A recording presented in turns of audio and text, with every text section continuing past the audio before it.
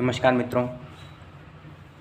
देखिए, हमारे जीवन में शादी क्यों महत्वपूर्ण है। देखिए, हर किसी का एक अलग अलग नज़रिया होता है। हमें जितनी हो सके उतना पॉजिटिव सोचना चाहिए। नेगेटिव थॉट्स हमारे दिमाग को एकदम से हिला देते हैं। हम जितने पॉजिटिव सोचते हैं हमारी बुद्धि उतना ही विकास करती है।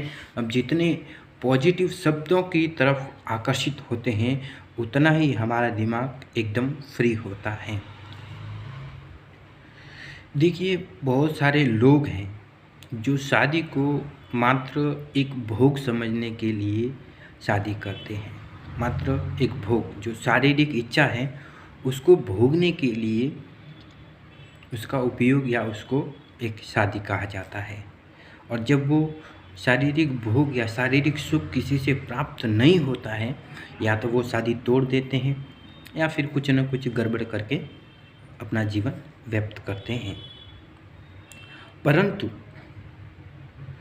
हमारे जो बुजुर्ग थे, जो हमारी जो पुरानी जो सतयुग से जो परंपरा चली आ रही है, जो संस्कृति चली आ रही है, उसके मुताबिक शादी जीवन का एक बहुत ही महत्वपूर्ण हिस्सा है। उसको मैं आपको प्रूफ भी करके दिखा दूंगा। ऐसा नहीं है कि मैं सिर्फ बहुत बात ही कर रहा हूँ, परंतु पहले हम समझते हैं। जब सतयुग से, इसका एक रीज़न और भी है, सतयुग से हमेशा एक ही भाषा का प्रयोग होता आया है कलयुग के अंत तक, और वो भाषा है संस्कृत। तो बहुत सारे ज्ञानी पुरुषों ने, महापुरुषों ने समाज को जोड़ जोड़ कर उसे नियम वगैरह बनाकर एक शुभ और अच्छी संस्कृति प्रदान करने की कोशिश की।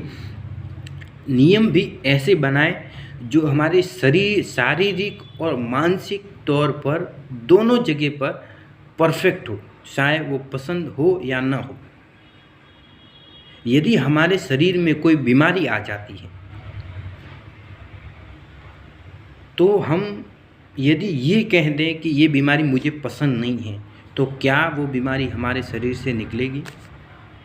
नहीं निकलेगी, क्योंकि हर चीज़ का एक नियम बनाया गया है। चाहे वो प्रकृति हो, चाहे इंसान हो, चाहे आज की टेक्नोलॉजी, जो आज साइंटिस्ट जो प्रूफ कर रहे हैं, जो टेक्नोलॉजी बना रहे हैं, उनकी भी कुछ नियम, कुछ अपनी स्थान पर एक निश्चित स्थान है, एक अपने अपने स्थान पर उसका एक महत्व है।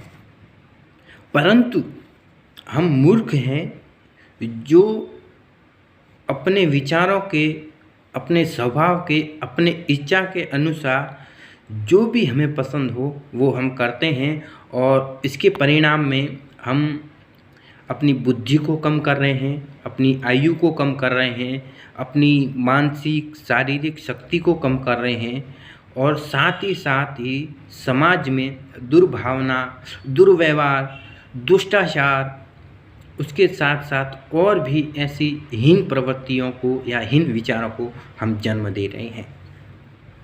हम मानव का स्वभाव ये है, जो आजकल के जो पढ़े लिखे नौजवान, जो युवा हैं, उनका ये स्वभाव है कि वो हर किसी चीज़ पर बहस करने लग जाते हैं, बिना कुछ जाने, बिना कुछ सोचे, बिना कुछ समझे, बिना कुछ उस बात का मर्म जाने हुए। आज जो भी साइंटिस्ट आज बहुत सारी चीज़ों को प्रूफ कर रहे हैं, जो हमारे जो बुजुर्गों ने, जो हमारे जो गई हुई पीढ़ी, जो सतयुग, द्वापर युग, कलयुग, या फिर इस कलयुग में भी ऐसे ऐसे पुराने महात्मा, संत महात्मा हैं जिनकी बताई हुई बात को आज हम साइंटिफिकली प्रूफ कर रहे हैं, और उन्हीं नियमों को हम तोड़कर, मरोड़कर उसको अपने स्वार्थ अनुसार उसका उपयोग कर रहे हैं। आज बहुत सारे महात्मा को तो छोड़ो, महात्मा नाम की है ही नहीं, बहुत सारे ऐसे लोग हैं, कुछ लोग हैं जो सत्य बताते हैं, उनको ज्ञान कम है परंतु उनकी बातों में सत्यता है।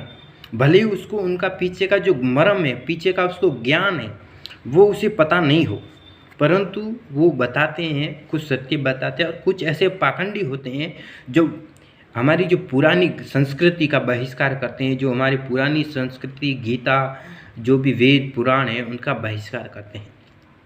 किसी भी बात का हम बहिष्कार तभी करते हैं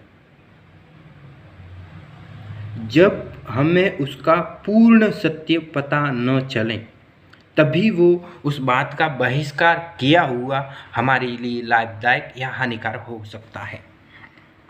यदि हम किसी चीज़ को पूर्णता से नहीं जानते हैं तो उसके ऊपर हमें बहस करनी या उसका विरोध करना, ये हमारे लिए सबसे मूर्खता की बात होती है।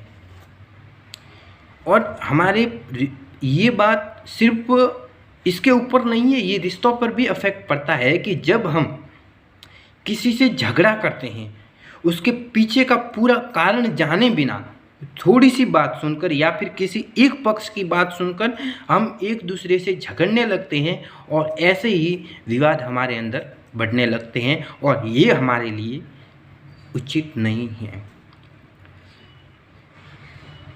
इसका हमें एक परफेक्ट सॉल्यूशन निकालना होगा, और परफेक्ट सॉल्यूशन निकालने के लिए हमारी जो संस्कृति है उसको हमें समझना होगा, उसके पीछे का जो रहस्य है उसको समझना होगा, और सब समझने के बाद में हमें निर्णय लेना होगा कि क्या सही है क्या गलत है।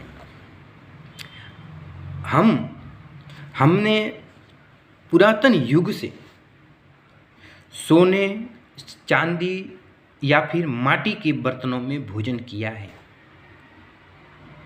आज हम प्लास्टिक के बर्तनों में भोजन करते हैं, प्लास्टिक के बर्तनों में भोजन आता है, और ये साइंटिस्ट ने प्रूफ किया है कि जो भी प्लास्टिक के भोजन में भोजन करता है या फिर उसमें खाना खाता है तो उससे ब्लड कैंसर, शुगर, ऐसी कई बीमारियां हैं जो इंसान को होती हैं।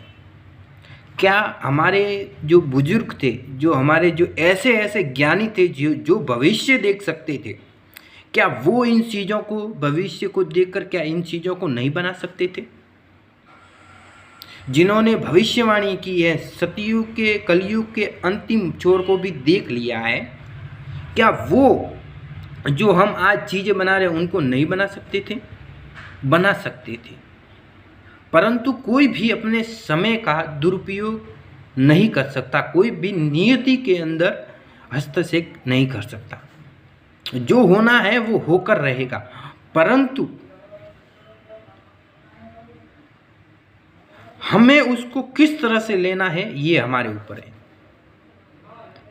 आज हमारी जो पुरानी संस्कृति है, जो पुराना ज्ञान है, वो मिटता जा रहा है, और आज की जो आधुनिक, जो नई वाली जो संस्कृति है, जो संस्कार है, जो हमारे शरीर को भी, हमारे मन को भी, हमारी बुद्धि को भी, और हमारे रिश्तों को, हमारी समाज को, जो संस्कृति हमने इतने युगों से संभाल के रखी, जिस संस्कृति को अपनाने से हमारे महान विद्वान हुए, जो ऐसे विद्वान हुए जो पूरा ब्रह्मांड का ज्ञान रखते थे, पूरे शरीर का ज्ञान रखते थे, हर चीज़ का उनको ज्ञान था, वो ज्ञान हमने नष्ट कर दिया।